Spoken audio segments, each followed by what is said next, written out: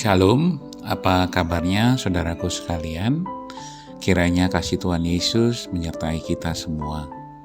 Sebelum kita menyambut sapaan firman Tuhan, mari kita bersatu dulu sejenak.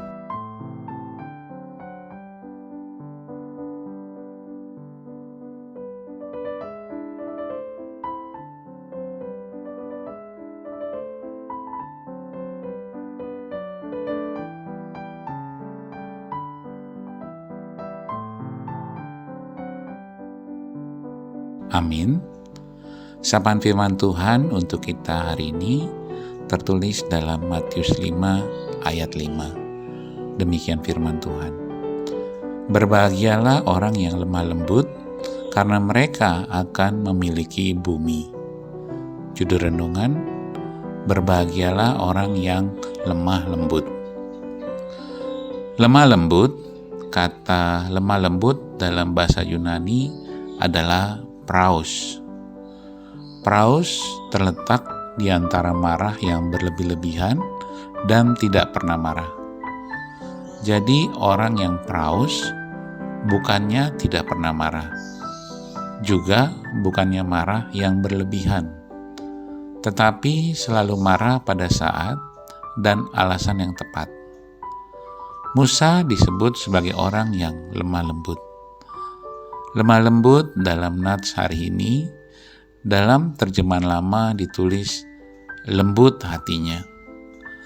Bandingkan dengan sikap Raja Firaun dari Mesir ketika Harun dan Musa menyampaikan kehendak Allah agar mengizinkan Israel beribadah kepada Tuhan di padang gurun. Ia mengeraskan hatinya. Lemah lembut atau lembut hati adalah lawan dari keras hati. Jadi, lemah lembut atau lembut hati berbicara tentang hati yang bersedia menerima firman Tuhan dan melakukannya. Bagaimana dengan posisi hati kita di hadapan Allah hari ini? Lembut atau keras? Dalam kisah 10 tulah di Mesir, Raja Firaun yang berkeras tidak mau mengizinkan permintaan Musa dan Harun, dibalas Allah dengan mengeraskan hatinya. Bila kita mengeraskan hati, kita masih memiliki kesempatan untuk hati kita dilembutkan oleh firman Allah.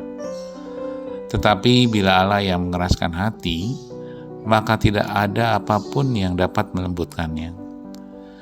Bila Allah mengeraskan hati kita akan berakhir seperti Firaun, yaitu binasa.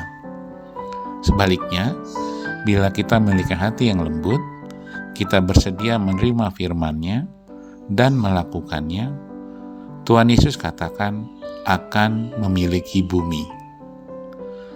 Orang yang lemah lembut hatinya adalah orang yang rendah hati. Sejajar dengan lemah lembut, hal ini mengingatkan kita akan Mazmur 37 ayat 11 yang berbunyi, tetapi orang-orang yang rendah hati akan mewarisi negeri dan bergembira karena kesejahteraan yang berlimpah-limpah. Jadi memiliki bumi atau mewarisi negeri itu berarti kesejahteraan yang berlimpah-limpah. Ada relasi antara hati yang lembut dan hidup yang sejahtera di dalam Tuhan.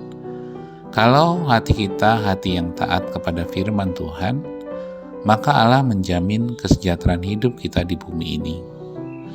Saya tidak tahu persoalan apa yang sementara membelenggu hidup Anda.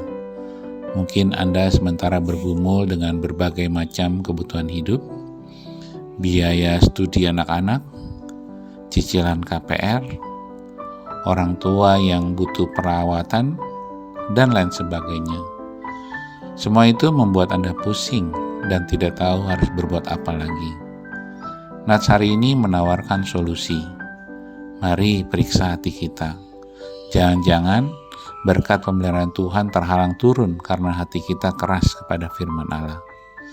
Jika itu faktanya, maka saatnya sekarang kita taat kepada firman-Nya.